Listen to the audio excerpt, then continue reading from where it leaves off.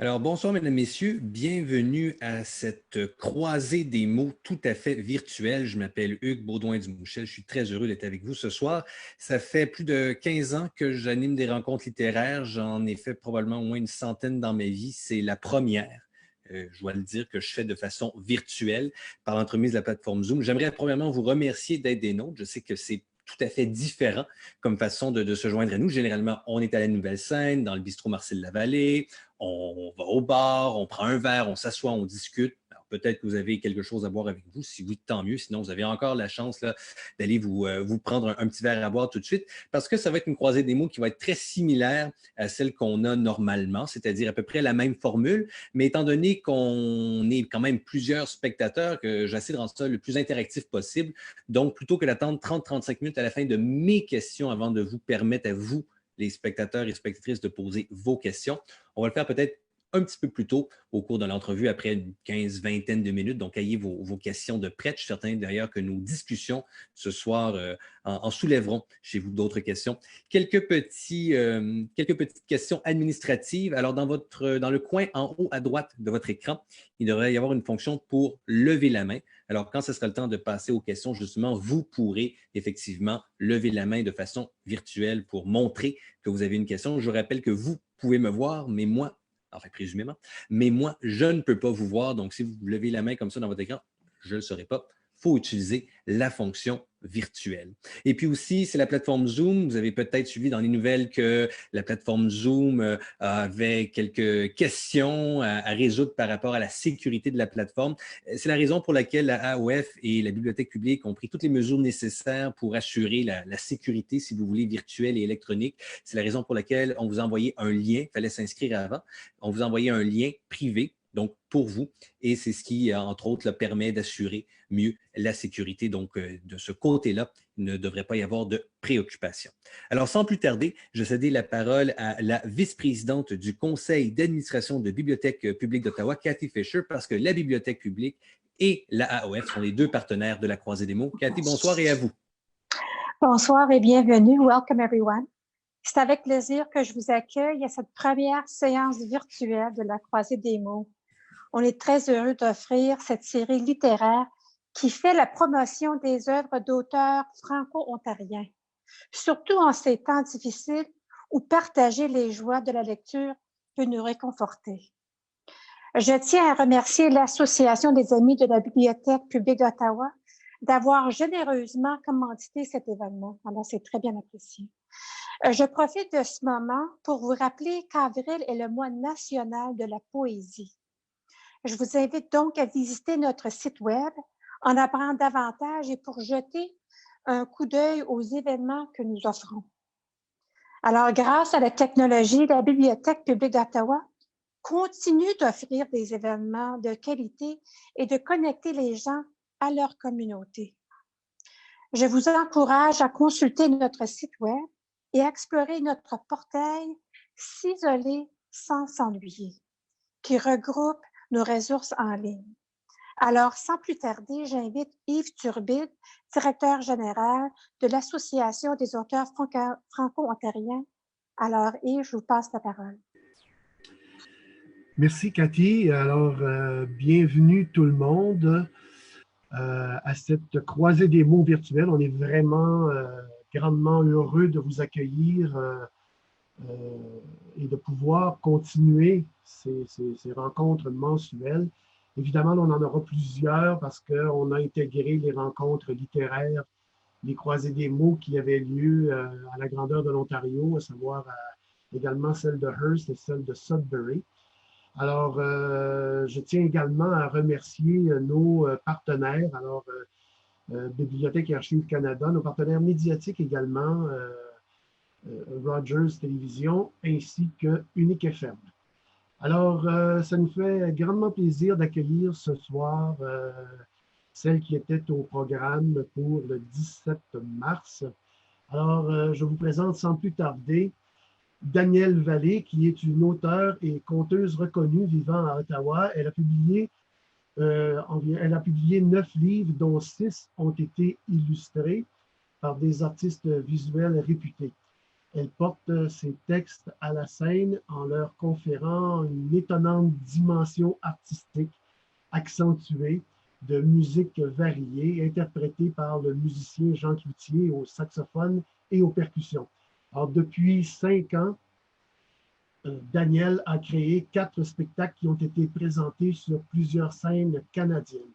Son plus récent livre, Juré craché, est paru aux éditions David en 2019. Alors, c'est un immense plaisir pour moi de vous présenter Daniel Vallée qui va procéder à la lecture d'un extrait. À toi, Daniel. Merci beaucoup. Bonsoir tout le monde. Je ne vous lirai pas un extrait comme on m'a demandé parce que je fais toujours le contraire de ce qu'on me demande. Non, mais c'est parce que j'ai concocté un petit résumé de l'histoire puis je me disais que ce serait peut-être intéressant d'avoir un aperçu du livre, un petit résumé avec certaines répliques des deux êtres qui se côtoient dans ce livre-là. Donc, je vais personnifier pour commencer la jeune Camille qui... L'histoire commence, elle a 7 ans. Donc, je suis Camille. Je m'appelle Camille.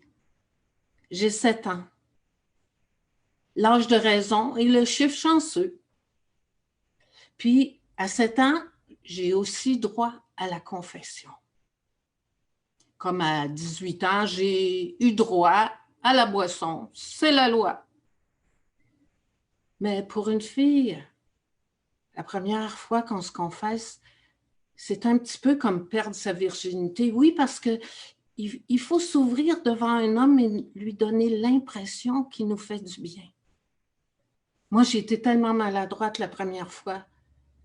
Je suis rentrée dans le confessionnal, il faisait tellement noir. Et puis le son du guichet, quand le confesseur l'a glissé, moi, j'ai entendu la guillotine, c'est pas mêlant. Fait que là, j'ai perdu mes moyens, j'ai perdu ma liste de péchés, puis je me suis accusée de toutes sortes de fautes que je n'avais même pas commises. Je suis finalement sortie de ce trou de souris, l'âme blanchie à l'eau bénite par monsieur l'abbé Romain Dutil, avec qui je venais de tomber en amour et que j'allais épouser un jour, juré, craché. J'ai eu 10 ans, une première carie, une bicyclette et pas mal de crans. À ce moment-là, j'ai décidé que j'en avais assez de me confesser toujours les mêmes péchés à ce pauvre Romain Dutil qui bâillait dans sa main, qui s'ennuyait à force d'entendre toujours les mêmes péchés de tous les enfants de la paroisse. Alors, j'ai décidé de le divertir. Je suis mise à m'accuser de fautes un peu moins vénielles, mais pas tout à fait mortelles non plus. Ben, ça a eu l'air à lui plaire, le vicaire. Il braillait plus. Puis quand je sortais du confessionnal, j'étais pardonnée, puis lui, ben, sa batterie était rechargée. J'étais à 13 ans, j'ai eu un beau disque d'Elvis Presley. Love me tender, un rouge à lèvres, un fard à joues et un échantillon de parfum de Nina Ricci. Mais la prochaine fois que je suis allée me confesser, je me suis maquillée, je me suis parfumée pour aller voir mon amour de confesseur. J'étais sa brebis égarée et était mon grand méchant loup affamé. C'est à 13 ans aussi que j'ai connu la jalousie. Ouais. Les finissantes, là, les belles grandes de 16 ans, là, toutes bien formées, des femmes, là, féminines, là, qui passaient avant nous au confessionnal, les petites, comme elles nous appelaient, je les détestais tous. Toutes. Je voulais leur arracher les yeux, les lèvres, les seins, les fesses. J'ai été obligée de m'en confesser. J'ai dit, mon père, je m'accuse d'avoir voulu torturer les finissantes, mais j'ai la ferme intention de recommencer. Lui, il s'est mis à jouer avec sa belle étole blanche comme Elvis, puis il m'a dit « Ne vous en faites pas, mon enfant, c'est normal à 13 ans. Vous avez hâte de vieillir, votre tour va venir. » 14, 15, 16 ans, enfin la beauté, la féminité, les formes rondes tant attendues. Je me confessais de plus en plus souvent et de plus en plus longtemps. Romain, lui, a eu 32 ans. Et en prime, moi, une jeune repentante très aguichante. On s'aimait de plus en plus. Mais il n'y avait plus de péché entre nous. On avait juste des confidences à se raconter, des conversations dans le confessionnal. On parlait de tout et de rien, des arts surtout, de la littérature, du théâtre, du cinéma. On était heureux. Mais un jour, j'ai quand même dû lui avouer des fautes d'impureté à mon beau Romain Dutil. Des péchés défendus, des touchés interdits, avec la langue, avec les seins, avec les mains. Je voulais son pardon. Je lui répétais toutes ces fautes-là avec la désinvolture d'une pute de rue. J'attendais son pardon. Lui, il avait le souffle court, saccadé. J'étais son effeuilleuse, tout habillée, sa danseuse nue agenouillée. Pardon, pardon. Il a levé ses 2 poings. Il a écrasé ses tympans pour ne plus rien entendre. J'ai dit pardon. Comme un boxeur, il a baissé sa droite et a mimé l'absolution. Moi, je suis sortie dans un silence assourdissant, laissant mon beau boxeur les bras ballants.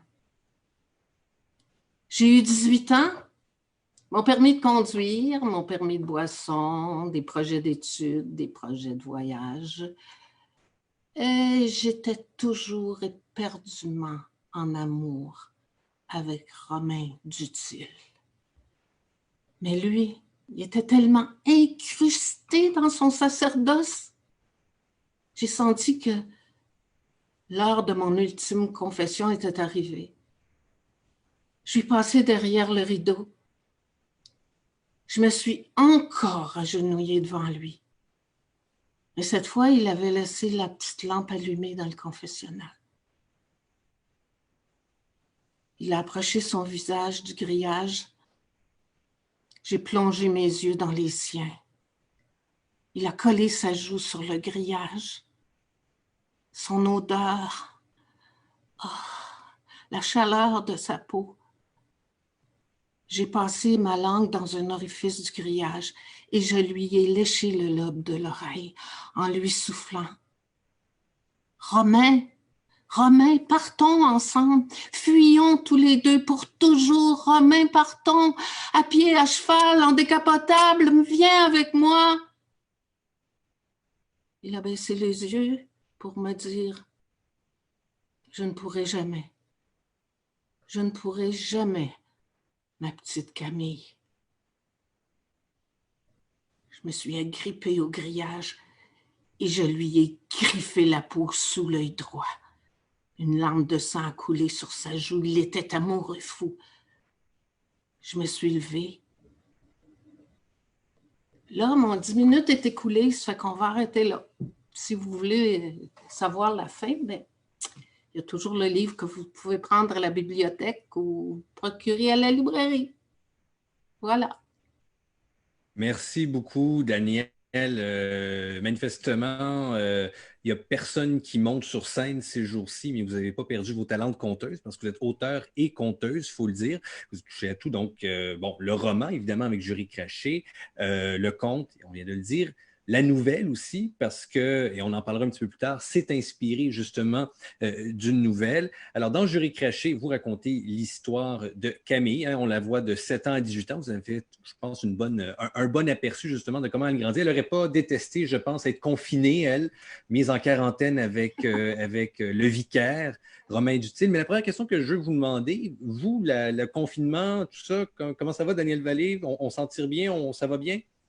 Ça va bien, on se sent un peu suspendu dans l'espace, on dirait, on ne bouge pas autant qu'avant, puis quand on est sorteux, ben ça nous manque un peu, mais j'ai terminé un autre roman, puis j'ai d'autres petits projets là, qui me tiennent pas mal occupée, donc je ne m'ennuie pas trop. On fait des marches, puis ça fait du bien. Ben, c'est ça que je me demandais. Est-ce que pour vous, justement, devoir rester à la maison comme nous tous, nous toutes, là, dans la mesure du possible, est-ce que c'est quelque chose qui est anxiogène ou pour quelqu'un qui crée comme vous, c'est quasiment finalement une excuse de ne pas sortir puis de se mettre à la création? Mais je trouve que de ce temps-ci, je vis dans une atmosphère où j'ai plus de difficulté à me discipliner. J'ai toujours tendance à vouloir, je ne sais pas, même juste regarder par la fenêtre s'il ne passait pas quelqu'un. Puis justement, m'ennuie de mes voisins, même si je ne les voyais pas souvent, je les voyais, puis on jasait, mais là, les rues sont vides, c'est un peu... c'est dérangeant, ça dérange tout le monde. Je suis certaine que tout le monde comprend ce que je veux dire. Mais quand mes voisins passent promener leur chien, puis que je suis dans la fenêtre, là, je frappe dans la vitre, puis on se fait des sourires, ça, c'est les grands bonheurs de mes journées. Quand on peut sourire à quelqu'un. Ben effectivement, d'où le plaisir justement d'avoir une croisée des mots virtuels ce soir, comme Yves Turbide l'a dit. C'était prévu à l'origine le 17 mars, mais évidemment, les choses ont changé rapidement. D'ailleurs, j'en profite pour souligner, petite parenthèse, que les 3 dernières croisées des mots qui étaient prévues à l'horaire, donc, se feront par l'entremise d'une plateforme virtuelle. De retour à vous, Daniel. Donc, effectivement, on comprend effectivement que dès qu'on a du contact humain avec les voisins à travers une vitre, ça peut faire notre journée. Est-ce que quand même, pour vous, ça peut être inspirant ou comme vous dites, c'est plus dérangeant? Puis non, je sais que vous avez dit que vous avez mis la dernière touche à un roman, mais est-ce que vous sentez que vous êtes plus ou moins inspiré que d'habitude? Là, je n'ai pas démarré un nouveau projet, donc j'ai pas l'élan de le faire non plus. Dans le moment, non, vraiment. Comme je vous disais tantôt, j'ai l'impression d'être suspendue puis d'être dans un monde que je ne connais pas, même si c'est chez moi, puis même si j'aime bien cette maison. Mais c'est difficile, je trouve, d'aller chercher une... Ben là, après ce soir, peut-être, j'ai l'impression que ça va me motiver, là, parce que c'est bien d'être avec les gens, même si on ne les voit pas tous, là, c'est inspirant. Puis on n'a pas, nous autres, les auteurs, souvent la chance de jaser avec nos lecteurs. C'est rare que notre livre pareil est en bibliothèque, est en librairie, mais c'est très rare, à moins que ce soit entre amis, là, qu'on discute de nos écrits. Mais donc, cette fois-ci, avec Jury Craché, il y a une chose qui m'est arrivée qui ne m'était jamais arrivée avant. C'est sans doute à cause des médias sociaux. J'ai reçu beaucoup de courriels de lecteurs, même des lecteurs inconnus, qui m'envoyaient des courriels, me faire des commentaires sur mon livre. Donc ça, c'est un échange qui est gratifiant. Puis souvent, les gens vont faire des commentaires que nous-mêmes, que moi, des fois, je ne comprends pas. Je me dis, oh non, j'avais écrit ça. Je n'avais pas écrit ça comme ça. Mais l'interprétation que les gens s'en font, là, c'est surprenant. Puis c'est vraiment agréable, ça, je trouve, ces rencontres-là. Ben, c'est rare, vous savez, pour les spectateurs, les amateurs de lecture aussi, de voir l'auteur ou l'autrice, dans votre cas, chez lui ou chez elle. Donc là, on est chez vous. Et puis, je vois qu'en arrière-plan, il y a une image, il y a c'est une toile de Suzon de Mers. Oui, c'est la belle toile de Suzon de Mers, qui a inspiré La Confession, d'ailleurs. Voilà, donc La Confession, c'était la nouvelle, a priori, que vous aviez écrite. Donc, expliquez-nous la genèse, là. Donc, c'est Suzon qui avait fait les toiles en premier, et à partir de ça, vous avez composé des nouvelles dans ce cas-là. C'est ça. Susan avait fait, mon Dieu, je ne me rappelle même plus, je pense que c'est une quinzaine de toiles. Si c'est peut-être plus, elle me corrigera demain, elle va m'appeler pour me le dire. Puis, elle m'a invitée à aller voir son exposition, c'était à la Nouvelle-Scène.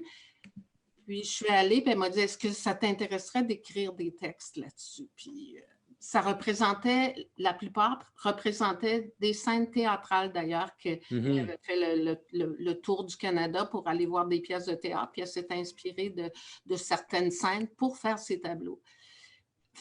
Ça m'a plu tout de suite parce que les tableaux étaient grandioses, puis le format, j'aimais beaucoup le format, c'est presque grandeur nature du personnage. Et puis, j'ai démarré, j'en ai fait, je pense que j'en ai fait 7 assez rapidement, là. Puis je savais qu'il y avait une pièce de théâtre en arrière, donc je ne voulais pas réécrire la pièce, puis je voulais aller complètement ailleurs que ce que racontait la pièce. Donc ça, c'était pas facile, mais j'ai réussi. Après 7, là, je me suis presque découragée.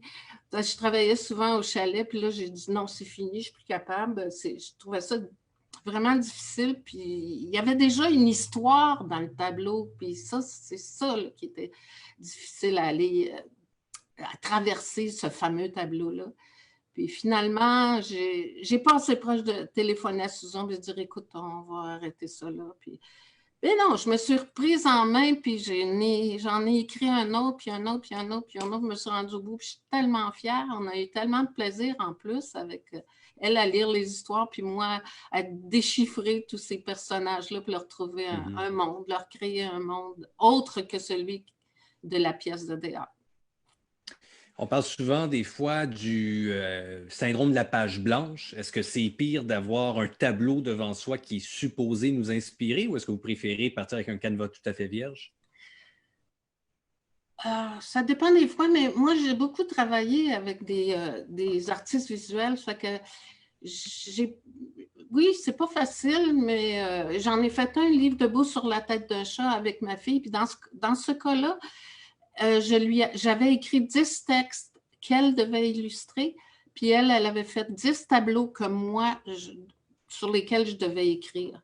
Donc, ça aussi, c'est une autre expérience, mais c'est gratifiant parce qu'on dirait que quand on travaille avec quelqu'un d'autre, il y a toujours un échange, là, puis ça, c'est agréable, c'est chaleureux. Puis moi, j'aime beaucoup travailler avec les autres artistes, là. Est-ce que ça vous a pris du temps avant de trouver l'inspiration par rapport à la toile pour Sous la jupe, là, qui est devenue effectivement Juré craché? Est-ce que c'est une de celles qui vous a donné le plus de fil à retordre ou en revanche, vous l'avez vu puis tout de suite, vous aviez déjà une idée de départ? Bien, je pense que c'est à cause du mouvement de la comédienne qui a été représentée par Susan.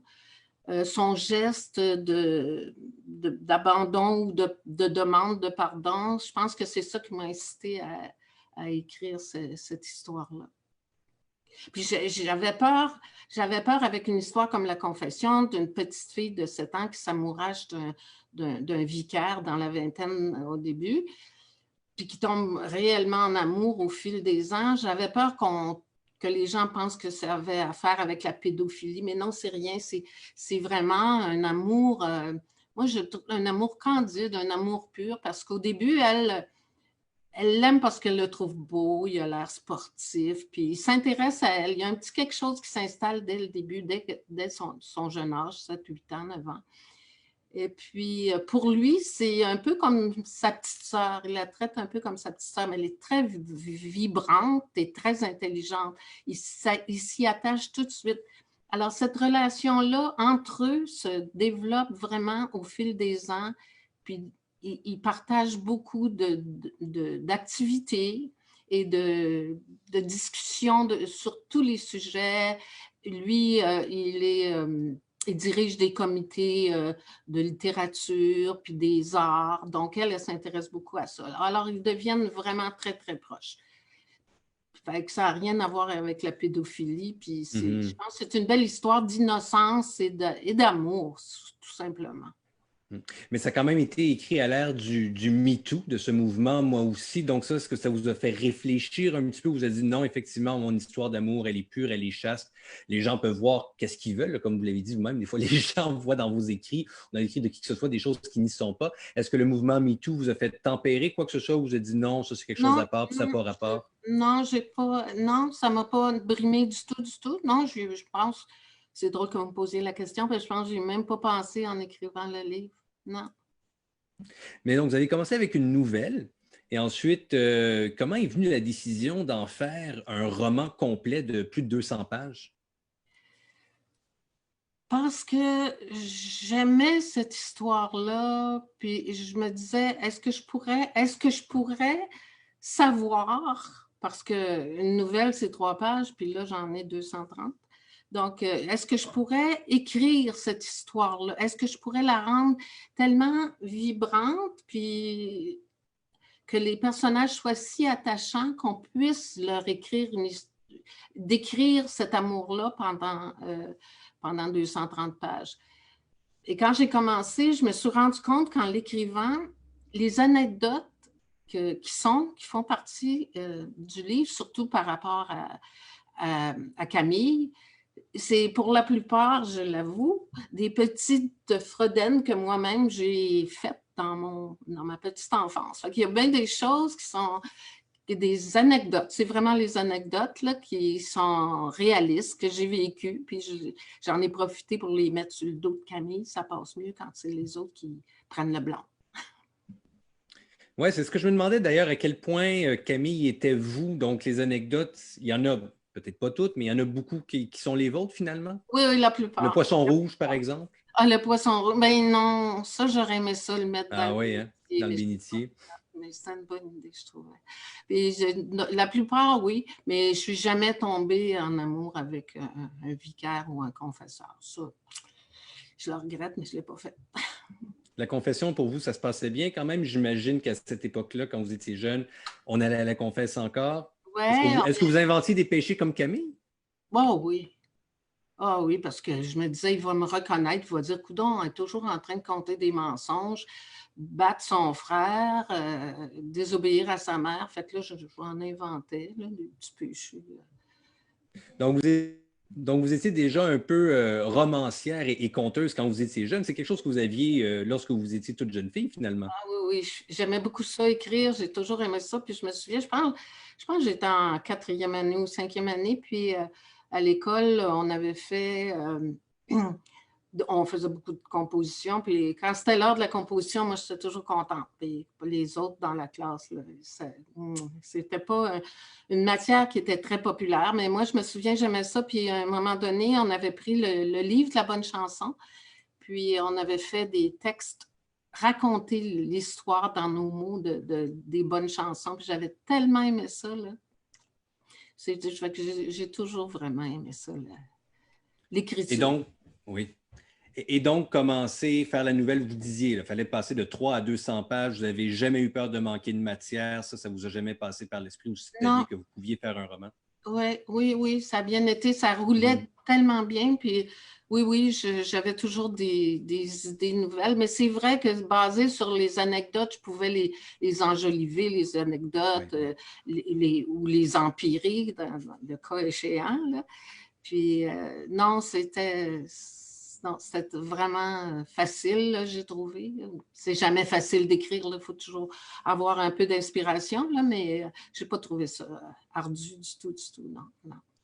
Est-ce qu'on peut faire ça avec toutes les nouvelles, selon vous? Est-ce qu'elles peuvent toutes être étoffées? Oh, je pense que oui, parce que moi, j'ai toujours dit, j'ai écrit beaucoup de nouvelles, c'était mon dada, j'étais toujours dans les nouvelles, et je me dis qu'une nouvelle, c'est un peu comme un petit scénario. Tu as l'introduction, le cœur, puis la finale, puis c'est une finale qui tombe bien. Moi, je trouve ça facile même que j'y ai pensé, là, mais j'espère que Susan ne sera pas d'idée avec ça, là, parce que j'avais envie déjà de prendre chacun des textes puis de le développer en roman. Mais là, ce serait un petit peu trop, peut-être, là. Mais ça se ferait. Donc, si oui, vous avez déjà un canevas avec ces nouvelles-là pour vos prochains romans, finalement. Ben oui, j'aurai le temps de faire ça là, pendant la pandémie. Oui, effectivement, on ne sait pas combien de temps ça va durer. Ben, parlant de pandémie, ça a complètement changé notre société. Puis votre roman se passe aussi, je vous dirais, à une époque, bon, où la société se métamorphose, un petit peu comme Camille. Hein? Je ne sais pas exactement dans quelle année c'était, j'imagine, tournant des années 50, 60, Révolution tranquille, fin de l'hégémonie de... 65, soit dans ces années-là. Là. Bon, parfait, c'est ça. Donc, pour dépeindre cette époque-là, cette société-là, vous êtes allé puiser dans vos souvenirs, j'imagine, faire un peu de recherche. Comment vous avez fait ça? Parce que ça, c'est une des choses qu'on ressent dans le roman, c'est que Camille change au fil des ans, mais la société aussi, justement. Oui. Ben, il faut dire que j'ai basé l'histoire à Sherbrooke. Moi, je suis née à Sherbrooke. Et puis, j'ai passé mon enfance là. Donc, c'est vraiment... Je suis retournée justement dans le cours de l'écriture de Juré Craché pour aller voir des lieux où j'étais allée quand j'étais enfant, où j'allais en canot, où j'allais dans le bois, à la Croix-Lumineuse, tout ça que j'énumère dans le livre. Et puis, en y allant, c'est fou, hein, mais les souvenirs nous reviennent là, tellement. Là. Alors, là, les souvenirs, ça foisonnait, fait que je les prenais en note, puis je les adaptais aux sentiments des deux personnages du livre. Là, puis... J'ai même vu le jardin où j'avais volé des fraises. Oui, qui est une des anecdotes, justement. Oui, j'avais volé des fraises chez la dame à côté de chez nous. Elle avait un petit jardin, mais c'était juste au bord du trottoir. Puis, je ne sais pas, j'avais 10 ans, 11 ans. Puis, j'avais volé des fraises. Puis, je suis arrivée chez nous, je les avais lavées, puis je les avais mis dans un petit bol avec du lait. Et puis, la police était arrivée chez nous, la grosse police. Oh mon Dieu Seigneur! Ça avait été toute une aventure. Ma mère m'avait envoyé jeter les fraises aux toilettes, puis je n'avais pas eu le droit de les manger. Et après ça, elle m'avait emmenée chez la dame chez qui j'avais volé les fraises pour lui demander pardon. C'est pire qu'elle la confesse. Ah oui, j'imagine. Hein? Vous n'avez jamais volé de fraises après ça? Jamais. Je vais voir s'il y a des spectateurs qui sont avec nous ce soir qui ont des questions. Alors, si oui, vous pouvez lever la main et puis il y a la fonction clavardage ou chat, ou enfin, je ne sais pas trop comment c'est de votre côté à vous, mesdames, messieurs, parce que moi, je n'ai pas exactement la même interface que vous. Mais si jamais vous avez une question, on peut tenter de les prendre. Je serais curieux de voir, premièrement, si ça fonctionne. Et puis ensuite, voir comment on fait ça. Vous pouvez écrire votre question, le cas échéant. Et puis, si jamais j'en ai, je vais les poser. Je ne sais pas, vous, Daniel, si vous les voyez, les questions, c'est moi, mais si ce n'est que moi, je vais vous les lire. Alors, évidemment, je demande votre indulgence, mesdames, messieurs, parce que c'est la première fois, comme je vous dis, qu'on fait ça par Zoom, enfin que je fais ça par Zoom. Donc, il y a peut-être des fonctions que je devrais connaître et que je ne connais pas si bien que ça, mais toujours est-il qu'on va voir comment ça fonctionne, parce que j'ai vu aussi que vous aviez des commentaires. Alors, il y a des gens qui ont fait des commentaires. Alors, je remercie Suzon Demers pour son commentaire qui dit, et je la cite. Alors, Suzon Demers est avec nous, Daniel, pour que vous sachiez, là, elle est à l'écoute ce soir parce qu'elle a écrit, oui, elle a écrit, je cite, « Il est bien beau, notre animateur. » Merci beaucoup, Suzon. Donc, c'est Suzon qui aura la première question si jamais elle veut en poser une. Là, je vais lui donner cet honneur-là ce soir parce qu'évidemment, soudoyer l'animateur avec des compliments comme ça et de la basse flagornerie, ça fonctionne toujours. Pour l'instant, est-ce qu'il y a des questions? Je n'en vois pas, mais encore une fois, je vous rappelle, vous pouvez participer. Je sais que c'est différent par Zoom, alors c'est pour ça que je veux que ce soit interactif ce soir. Est-ce que je vois quelque chose de nouveau dans cette... Attendez 2 instants. Et Suzon qui précise que c'est Maurice qui a écrit et non pas Suzon Demers. Donc, c'est Maurice qui aura la première question si jamais il décide d'en poser une. C'est encore plus dangereux. Oui, effectivement. Ben, moi, ce que je voulais savoir de vous, Daniel Vallée, c'est que vous avez pendant longtemps fait les contes nomades. Oui. Là, si vous en réécrivez, est-ce que ça va s'appeler les contes sédentaires? Ça serait le mot juste. Oui, ces jours-ci, hein? Oui, ça serait. Est-ce que vous vous ennuyez de la scène, blague à part? Ah oui, on s'ennuie beaucoup. Ça a été... et on a fait ça pendant 12 ans, donc c'était difficile quand on a laissé, mais le temps était venu de laisser. On avait des projets, mon conjoint et moi, chacun de notre côté, puis on s'est dit, on l'a fait pendant tant d'années. Mais c'est quand on a envoyé le message que tout se terminait, là, et on avait des petites larmes dans le coin des yeux. Là. Mais ça a été des beaux moments, des moments extraordinaires, donc je le regrette rien, mais des fois, il est temps de mettre le point final. Ah oui, donc vous remontez sur la scène, c'est fini à Non, brève non, échéance non. du moins. Non, OK, ça pourrait revenir par là. OK. Ah oui, on a encore des petits projets. On est souvent invité par des associations ou des gens pour faire des spectacles. Et puis, non, c'est pas terminé. Ça, on aime tellement ça faire ça qu'on ne voudrait pas s'arrêter non plus. Bon, ben tant mieux. On ne sait pas. Mais en tout cas, les contes sédentaires, moi, je l'offre comme ça, comme titre. On a des questions de nos téléspectateurs. La première du romancier Jean Boisjoli, que je salue, qui vous demande quel est ton rythme, ta méthode d'écriture? Toujours le même horaire, Daniel Vallée? Ouf, non, ça, là, c'est mon plus gros problème. Je ne suis pas très disciplinée. J'aimerais ça l'être, là, mais c'est sans doute pourquoi j'écris accompagné d'illustrateurs ou d'artistes visuels, parce que au moins, je suis respectueuse des autres. Quand je promets que je vais faire quelque chose, je le fais. Mais non, je ne suis pas le genre à m'astreindre à ma table. Puis non, j'ai de la difficulté avec ça. C'est pour ça, quand je vais travailler au chalet, là, je me sens, on est vraiment isolé sur une montagne. Donc, là, quand je m'enferme là, c'est plus facile parce que si j'écrivais pas, je ne sais pas ce que je ferais là, à part de me passer les oiseaux. Mais non, j'ai de la difficulté avec la discipline. C'est pas. Et je sais qu'il y en a qui se lèvent à 5 heures puis ils travaillent jusqu'à 10 heures. Puis j'aimerais ça être comme ça, mais ça n'a jamais marché. Est-ce que vous sentez une culpabilité par rapport à ça? Oui. Trouvez-vous que vous devriez? Oui? Ah oui? Ah oui. Surtout quand mon conjoint me dit t'es pas en train de travailler, toi, là? Ça, j'ai ici. Ah ouais. Qu'est-ce que vous lui répondez? Occupe-toi de tes affaires, mon chéri. Bonne réponse. J'ai une question d'Yves Breton pour vous. Et j'aime bien le jeu de mots. La question, non pas qui tue, mais bien la question qui mue. Pourquoi écrivez-vous? Oh là là! Yves Breton, quelle question! Pourquoi écrire? Ben parce que c'est comme... c'est un besoin, je pense. J'ai des idées qui me viennent à l'esprit, puis je me dis, ben, je vais écrire ça, puis après ça, ça se poursuit, puis ça devient un paragraphe, puis après ça, quelques pages, puis c'est comme ça. Oui, c'est un besoin. J'aime beaucoup ça. J'aime beaucoup jouer avec les mots. J'aime beaucoup créer des images avec les mots, les phrases, des sentiments. J'aime ça. C'est comme ça. Je vous donne le choix entre pu écrire et pu monter sur scène. Lequel des deux choisissez-vous? Oh là là là là! Ben, c'est parce que chaque fois que je suis montée sur scène, c'est pour livrer de mes textes. Donc, je pense que c'est à peu près indissociable parce que, par exemple, avec le livre Sous la jupe, on a fait un spectacle à partir de ça. On a pris 5 ou 6 des nouvelles dans ce conte-là. On les a mises en scène avec de la musique. Jean est saxophoniste, puis il joue tout son instrument. Et puis, on avait fait faire des grandes affiches comme celle-ci qui nous servaient de décor. Ça a été la dernière création qu'on a faite. Puis, quand j'y pense, je me dis, on l'a fait, ce spectacle-là, on l'a joué juste une fois.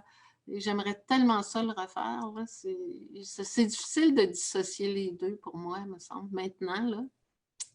Maintenant que j'ai goûté à la scène, parce que la scène, c'est arrivé un peu plus tard. Hein. Ouais.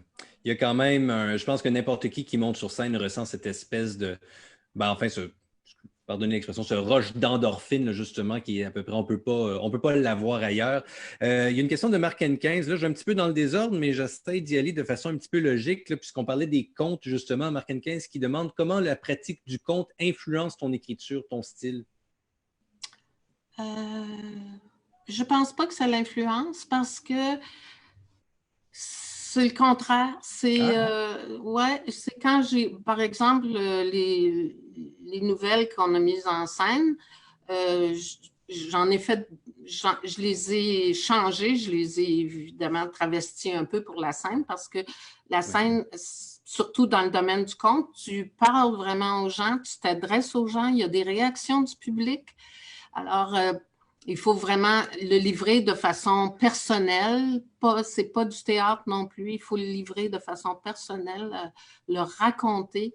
Donc, je ne pourrais pas prendre un texte d'une nouvelle, par exemple, puis aller la réciter, juste la lire sur scène. Ça n'a pas le même effet. Ça n'a pas du tout la même chose. Il faut que je me le mette en bouche, puis que je le raconte. C'est vraiment raconter. Ça prend combien de temps, cette pratique-là, cette mise en scène personnelle pour le raconter, le conte? Parce qu'évidemment, l'écriture, on la travaille jusqu'à temps qu'on soit satisfait, soumet à l'éditeur, mais quand on prépare justement un conte ou des contes nomades, comment vous travaillez ça pour justement faire la mise en scène, la mise en récit, la mise en bouche? Ben, je commence par l'apprendre un peu par cœur, le texte. Et là, je me mets en bouche avec un vocabulaire qui est plus de l'oralité. Et puis, il y a beaucoup de musique aussi qu'on met, qui intervient dans le texte. Et puis, de plus en plus, Jean, mon conjoint, participe lui aussi. Il joue, il fait des extraits de texte aussi. Donc, c'est agréable de faire ça. Mais des fois, j'écoute, par exemple, un extrait qu'on a fait, parce qu'on le reprend, il faut le reprendre, donc on écoute nos vieux extraits. Puis je relis le texte original, puis je me dis, oh mon Dieu, c'est deux mondes complètement différents. C'est le même esprit, c'est la même histoire, mais elle n'est pas rendue de la même façon du tout. Quand vous écrivez, est-ce que vous pensez à la façon dont vous allez le mettre en scène éventuellement ou pas du tout? C'est vraiment séparé? Non, c'est séparé. Vraiment? Il y a des textes qui se mettent moins bien en scène aussi. Il y en a qui... Ce serait pas intéressant. Mais le dernier spectacle qu'on a fait, là, qui sont des extraits sous la jupe et qui s'intitulait « La cérémonie », il y avait des textes qui étaient tellement durs, là, puis prenants, émouvants, puis déchirants même, là, puis je me disais, ça n'a pas de bon sens montrer ça, raconter ça sur scène, les gens vont... Non, c'est trop dur, c'est trop triste. Mais le seul soir, en fait, qu'on l'a fait, je racontais, je ne me souviens pas exactement qu'est-ce que c'était, mais c'était pas drôle. Les gens se sont mis à rire, à réagir. J'ai été obligée d'arrêter le spectacle et de dire arrêtez de rire, c'est même pas drôle, c'est pas supposé, c'est supposé pleurer ici. Mais les gens étaient tellement pris, je ne sais pas comment ça se fait. Non, c'est drôle des fois, la réaction du public, elle t'emmène ailleurs aussi, hein. Comme la réaction des lecteurs, vous disiez des fois qu'ils lisent des choses où il n'y en a pas, des fois ça peut être la même chose pour les spectateurs. J'ai une autre question, cette fois-ci, c'est de Jacinthe Malbeuf qui dit « Merci Daniel d'être là, quel beau texte, j'ai lu, j'ai entendu, j'ai aimé. » Et elle dit « J'ai vraiment aimé le texte de Sous la jupe. Si jamais tu choisis un personnage à développer, lequel prendrais-tu? » De Sous la jupe? Ah mon Dieu, Jacinthe, tu m'en poses une bonne là. Qu'est-ce qu'il y avait dans Sous la jupe encore? Je développerais peut-être, oh mon Dieu, je ne viens pas à l'esprit. Jacinthe, suggère-moi en don un, voir. Alors, je ne sais pas si ça va pouvoir suggérer quelque chose séance tenante. Là, on va voir si elle... moi, ce que j'avais aimé... Ce que j'avais beaucoup aimé à faire avec Sous la jupe, c'est justement de prendre, je pense que c'était 5 textes, et de les relier entre eux, de trouver une façon de les relier pour qu'ils deviennent une seule et même histoire. Donc, ça, j'aime beaucoup ça, faire ça, tricoter ça, là. Puis en fait, Sous la jupe aurait pu être un roman aussi parce qu'il y avait des liens entre la plupart des histoires, puis à la fin, ça se dénouait dans un dernier texte, tous les liens qu'il y avait entre les personnages. Donc, c'était plus à la façon d'un roman, moi, je trouve, maintenant, là. Tu as des nouvelles, mais il y avait quand même une connexion. Oui, il y avait une suite. Ouais. Ben, parlant de Susan Demers, justement, elle a une question. Je me demandais, puisque Daniel aime bien raconter des balivernes, ça c'est Susan qui parle, quelle est la part de vrai de jurés crachés? Alors, on a dit qu'il y avait une grande partie qui était de vos anecdotes à vous, mais Susan qui veut savoir quelle est la part de vrai de jurés crachés, qui demande aussi s'il est possible de voir la couverture du livre. Alors, voici. Je vous la montre, la couverture, avec le poisson rouge qui fait l'objet d'une des anecdotes les plus savoureuses du livre, justement. Une de celles qui ne sont pas vraies, mais lesquelles sont vraies, Daniel? Ah, regarde, ça, c'est Susan, hein? Elle veut tout savoir, elle. Puis elle s'est dit, si je vais à la rencontre, je vais lui faire sortir la vérité. Bon, lesquels sont vrais? Bon, les fraises, je l'ai dit. C'était les autres dont je ne m'en souviens même plus moi-même. Pourtant, je l'ai relu aujourd'hui, le livre. Ben, la plupart, la seule, je pense que la seule, c'est le poisson rouge. Les autres, Oui. ouais, c'est les autres, là, c'est toutes des choses qui me sont arrivées, comme la Les religieuse. cousines, puis les cousines, puis la clôture Oh mon Dieu, ça, c'est électrifiée. vrai. Et Ah oui! j'étais fait chicaner par mes parents, là. Ben, nous autres, on était habitués de vivre avec des clôtures électriques, donc on n'allait jamais près. Mais c'est parce que mes cousines, c'était des Américaines, puis ils se comportaient un peu en américaine. Tu es un peu plus vieille que ma soeur et moi, puis ils nous apportaient les robes qui leur faisaient plus, puis ben, on était bien contentes qu'ils nous apportent leurs vieilles robes, mais ils se moquaient toujours de nous autres. Puis une fois, il était venu chez nous, puis il m'avait apporté une robe. Oh, c'était épouvantable. C'est une robe en chiffon rouge, puis je ne portais pas ça, ces choses-là. Puis il avait insisté pour que je la porte, puis là, ben, j'étais partie aller voir les vaches avec ma robe à frison, puis il riait, il se moquait de nous autres, puis il disait que ça puait à la campagne, puis c'était sale. Puis là, je leur avais dit, « Ah, regarde, il y a un renard qui passe là-bas, là. » Puis là, ils se sont approchés de la clôture. « Oui, oui, grimpe sur la clôture, tu vas le voir. » Puis ils ont grimpé, puis ils ont pris un choc, c'est sûr. Mais après ça, ils m'ont toujours respecté un peu plus. Puis ils ont pu regrimper après non plus. Ils ont pu regrimper. Mais moi, j'ai grimpé dans ma chambre, par exemple, quand mes parents ont su ça. Oh là là. Est-ce que vous en êtes confessé aussi?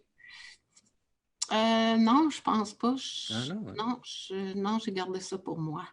Je vais voir au jugement dernier qu'est-ce qu'ils vont dire de ça. On verra s'ils s'en souviennent. Il y a Maurice Demers qui demande, qui pose la question suivante. Est-ce que tout le monde comprend la fin de l'histoire de la même manière? Il est mort ou non? Ou c'est à nous de décider? Ah, ben c'est parce qu'il va y avoir un tome 2. Ah! Non, ben moi, en général, je finis mes histoires comme ça, les histoires qui finissent pas, qui la fin est à inventer, à imaginer. Je ne sais pas, peut-être qu'il va revenir, peut-être qu'elle va revenir, on ne le sait pas. Donc, c'est même pas le lecteur que vous laissez en suspens, c'est l'auteur aussi. Oui, moi-même, je ne le sais pas. Je ne sais pas ce que je voudrais. Parce que je trouve qu'ils vont tellement bien ensemble. C'est un très beau couple qui a beaucoup d'amour, beaucoup d'affection, beaucoup de réactions entre eux, de solidarité, mais lui, il ne peut pas. Il faut dire aussi que ce cher Romain Dutil-là était rendu grimpait dans l'échelle des hautes sphères de la religion catholique, donc il n'était pas prêt à tout laisser pour la petite Camille, puis il savait bien qu'elle se trouverait un mari ou une vie à elle sans lui. J'ai une question qui est plus générale. Elle est de Gwenaël qui demande « Peut-on vivre de l'écriture au Québec de nos jours? » Évidemment, dans le cas aussi, la question se pose par rapport à l'Ontario français, mais en fait, au Canada français, incluant le Québec, peut-on vivre de l'écriture de nos jours? Bien, certains, pas certains, oui, non. Certains auteurs peuvent, ne sont pas nombreux, je ne pense pas. On ne peut pas vivre de nos livres, non, pas du tout. Ben, pas moi, en tout cas. Non. Mais écoutez, j'ai fait beaucoup d'entrevues au fil des ans où vous n'êtes vraiment pas la seule. Effectivement, même ceux qui peuvent, ils sont vraiment dans la minorité. Il y a Véronique Sylvain qui pose une question et je me permets de faire le lien parce que Véronique Sylvain, c'est une poète d'Ottawa que je vais interviewer dans le cadre de la prochaine Croisée des mots, mardi prochain. Donc, mettez ça tout de suite à votre agenda. Oui, je vais y aller. Et Véronique Sylvain qui nous demande, peux-tu nous donner une petite idée d'un ou de quelques projets d'écriture en cours? En début de Croisée des mots, aujourd'hui, Daniel, vous nous avez dit que vous mettiez la touche finale à certains projets, là, justement. C'est quoi ces projets-là? Oh, c'est encore la faute à Susan Demers, ça, là. Je suis allée voir Salut, bonsoir, Susan. Je suis allée voir une de ses expositions l'an passé. Oui, c'était l'an passé. Et puis, juste pour m'amuser, quand je suis rentrée à la maison, je me suis dit, il y a une toile, peut-être que je vais essayer d'écrire quelque chose là-dessus. Puis je l'ai fait. C'était des costumes de théâtre. C'est pas du tout la même chose que Sous la jupe, mais elle a travaillé avec une comédienne, puis ils ont concocté, créé ensemble des costumes de théâtre. Puis Susan les a peints, ces costumes-là. Et puis, il y a juste un personnage, toujours la même comédienne, qui a, je pense, c'est 8 costumes. Alors, j'ai écrit ça, puis je l'ai envoyé à Susan. J'ai dit, qu'est-ce que tu en penses? Est-ce que tu aimerais ça qu'on fasse un autre projet comme ça? Puis elle dit, oui, oui, vas-y. Fait que là, j'ai fait. Mais c'est particulier parce que moi, j'appelle ça un suspense psychologique, parce que je n'ai jamais écrit ça. C'est pas un roman policier, mais il y a de la tension, il y a c'est un suspense. Et puis, les costumes, c'est eux qui mènent la balle, c'est eux qui mènent l'histoire. Je les ai utilisés, c'est eux qui m'ont mené vers où je suis allée dans ce roman suspense-là. Donc, c'est quelque chose de nouveau, là. J'ai hâte de voir la réaction des gens. Ça n'a rien à voir avec Juré craché non plus. C'est pas du tout dans le même style. C'est le même auteur, évidemment, même écriture, même genre d'écriture, mais l'histoire, c'est ailleurs. Avez-vous souvent écrit du suspense? Est-ce que c'est nouveau, différent, difficile pour vous? J'ai jamais écrit ça, jamais, jamais. J'ai même jamais pensé ça ou un roman policier, mais il fallait que je fasse vivre les costumes. Puis le premier tableau sur lequel j'ai écrit, c'est celui-là qui a guidé l'histoire. C'est là où part l'intrigue. C'est l'intrigue, c'est là qu'elle existe. Alors après ça, j'ai été obligée de suivre l'intrigue puis l'amener à sa fin.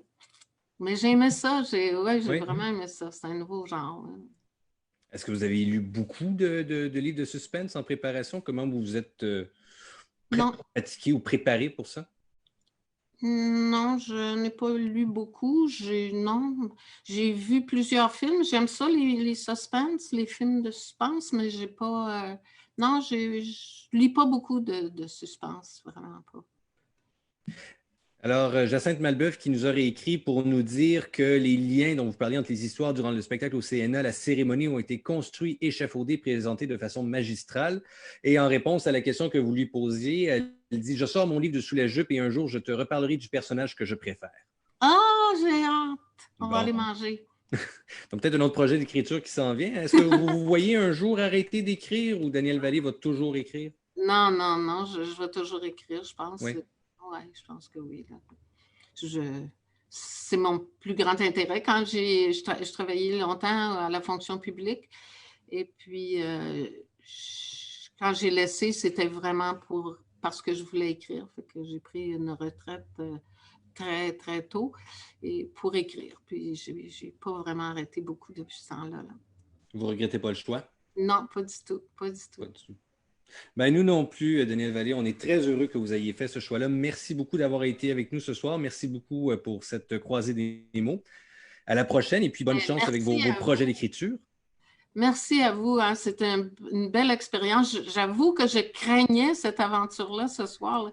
Je la craignais beaucoup. Je me disais, est-ce que ça va marcher? Mais je suis contente. Là. Ça a bien été. C'est dommage qu'on ne voit pas tout le monde, mais je les imagine. Là. Je les connais, puis je les vois.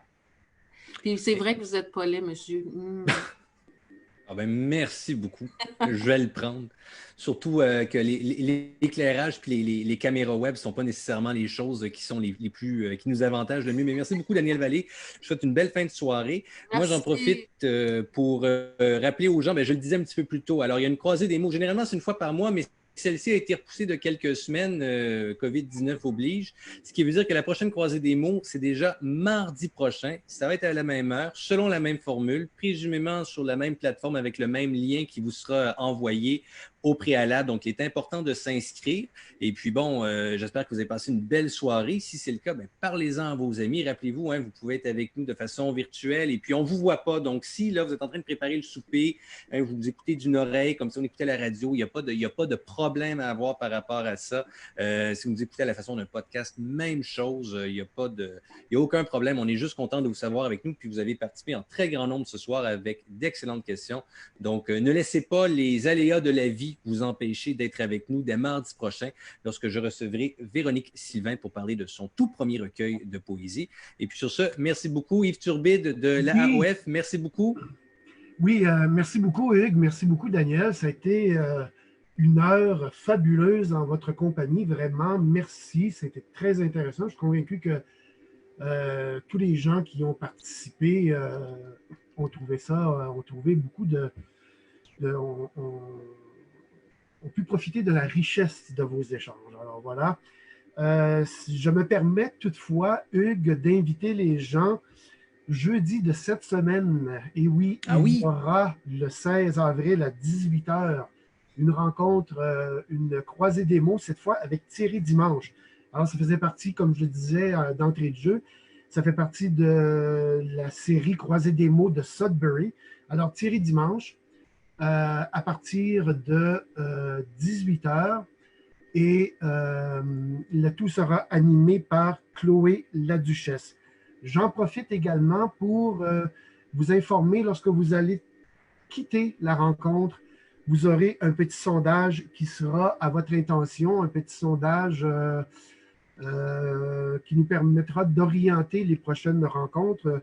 Nous vous serions gré de le remplir. Et demain, tous ceux et celles qui ont participé, qui ont assisté, vous recevrez un petit courriel dans lequel vous pourrez exprimer vos commentaires sur l'événement comme tel en ligne. Et également, il y aura dans ce courriel un lien qui vous permettra d'accéder directement à la plateforme libraire.ca où vous pourrez commander les livres, les titres de Daniel Vallée. Alors voilà, c'est ce qui conclut l'événement. Je vous informe également que l'événement était en diffusion directe sur Facebook. Vous pourrez toujours retrouver cette diffusion en différé cette fois, mais elle sera toujours accessible à partir de notre page Facebook, celle de la AOF. Alors sur ce, je vous remercie infiniment d'avoir été assidus à cette rencontre. Et puis, on vous attend aussi nombreux à la prochaine, jeudi, le 16 avril, 18 h avec Thierry Dimanche, et mardi prochain avec Véronique Sylvain en direct avec Hugues Baudouin-Dumouchel. Merci, bonne fin de soirée et à bientôt. Merci, au revoir à tous. Au revoir.